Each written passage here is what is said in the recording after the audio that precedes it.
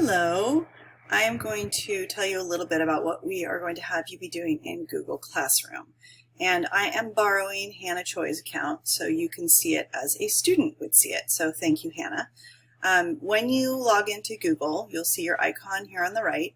And then I call this the waffle, but if you click on this, this is one way you can go to your Google Classroom. So I'm going to go to Hannah's Google Classroom. And what you will see is every single class that she has ever been in. I see her 4th grade classes and her 5th grade classes and her 6th grade classes that she's joined.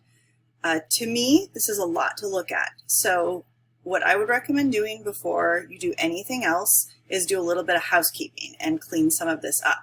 So knowing for sure that she is not going to need Miss Taylor's history class anymore, she would go over here to the 3 dots.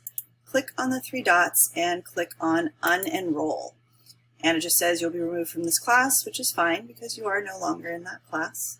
So I am going to unenroll Hannah from Miss Taylor's 4th grade history class. I'm not going to go and do all the rest of her classes because I will let her do that. But I would like to go into the 6th grade class and show you kind of what is there right now. So you'll notice for Google Classroom that we have a 6th grade classroom, and then we have history, English, math, and science. We're going to use this 6th grade classroom for things that are whole grade, like the beginning of the school things, or if we have an announcement, or if someday we end up going on field trips, we'd probably do the field trip permission slips in there. So this is where we will do just 6th grade general information that's not related to a subject.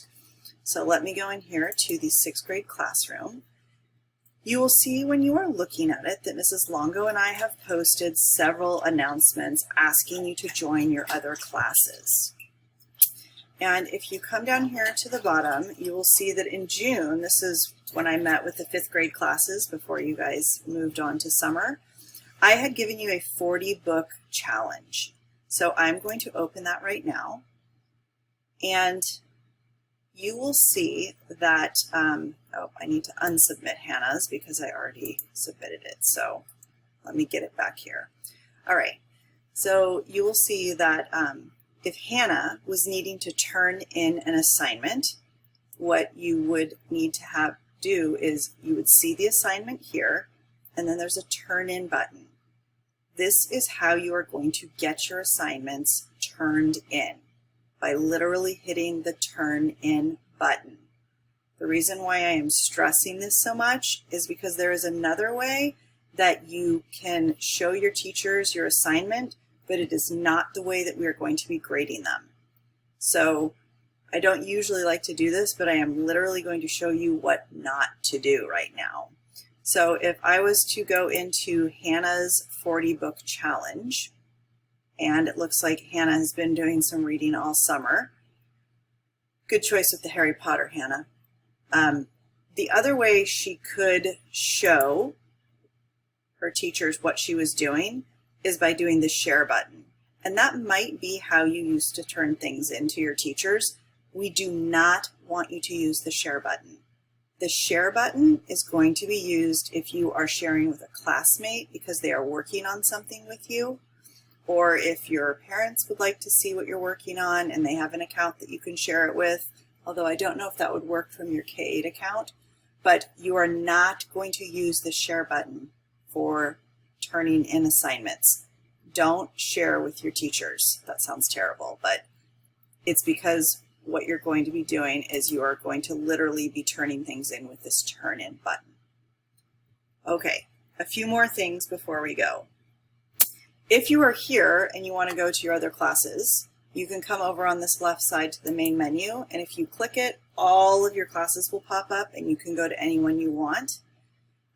There's also a handy thing called the to-do list up here at the top, and if you click on the to-do list, everything that is an assignment or something that has a due date is going to pop up here.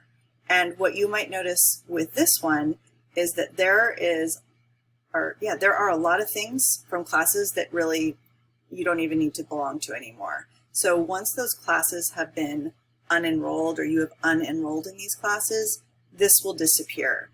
If I would like to see what is due for the 6th grade classroom, you'll notice that I just talked about this, the 40 book challenge. There was no due date. This was just a summer optional challenge, but it shows you either by all classes what's due, or you can pick by a certain class. So that is another helpful way besides the checklist that we'll show you on the Daily Prophet, how you can see what is due.